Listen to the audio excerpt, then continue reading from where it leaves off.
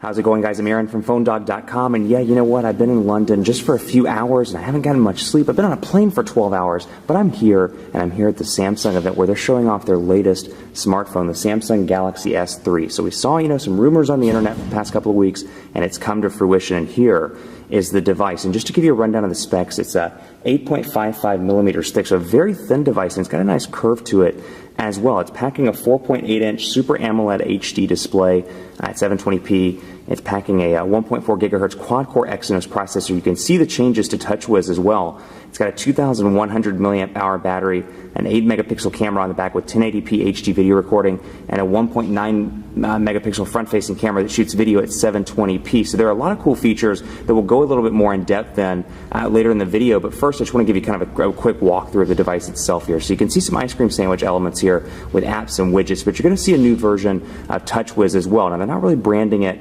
with any sort of number. It's just kind of TouchWiz now, or the new TouchWiz, the latest version of TouchWiz. And you'll see the dock down here at the bottom, just out of by default, phone, contacts, messaging, internet, and apps. You're going to see some nice fluid changes to both TouchWiz and Android 4.0 as well, just in the way that the menu opens up and the way you switch over to things. You can see the notification bar as well, and the shortcuts up top, and then the notifications down below. And then you've got some buttons down here. You've got your physical button here. You've got some capacitive buttons over here, home, and then, menu, and then back, and you've got your recent applications that you can access by pressing and holding the home button. They've added a task manager in there as well, which is a nice touch, but really a good looking device. It's a 4.8-inch display, so you'd think it might be a little bit on the large side for some, but it actually fits really well in the hand, and I'm sure the 2,100 milliamp hour battery is going to be good for those that use their devices on a regular basis. So you can see, just scrolling through here, 7 home screens out of the gate. And on the internet, of course, it's going to be set to the best web page on the internet, PhoneDog.com, obviously. And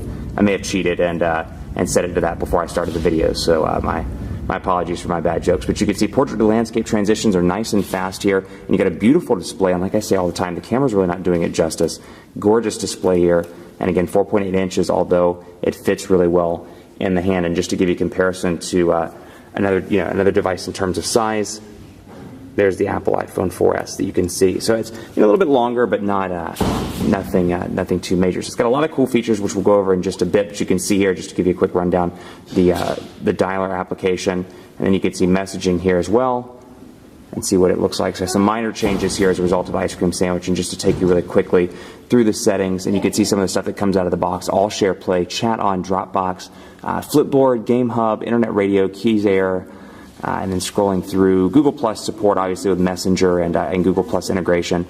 And then you've got S Suggest, S Voice, and then you've got Video Hub, which is obviously a Samsung thing as well. So you can see the settings here, obviously looking like ice cream sandwich with little toggles by the side for Wi-Fi, for Bluetooth, and then kind of operate or segregate it out, if you will, by device, wireless, and networks, and then personal, and then system. So you can see some of the changes there. Obviously, some signal strength indicator differences also, and then it's just a really cool looking device, for lack of a better phrase. Really cool looking device. It's a nice change, and I can tell you, after working with it just for a few minutes, the fluidity of this device is really impressive. I've talked a lot about how much I love the Galaxy S2 in terms of the fluidity. It really redefined Android and the way that it looked. And I think the Galaxy S3 is going to do that as well. Just very, very fluid. And you can take a look at the camera here. 8-megapixel camera, and it has the ability to shoot still pictures while you're shooting video. So you can do the burst mode there, or burst mode rather, as well as that feature, which is a nice touch. So much more coverage to come on PhoneDog.com with the Samsung Galaxy S3. It is announced,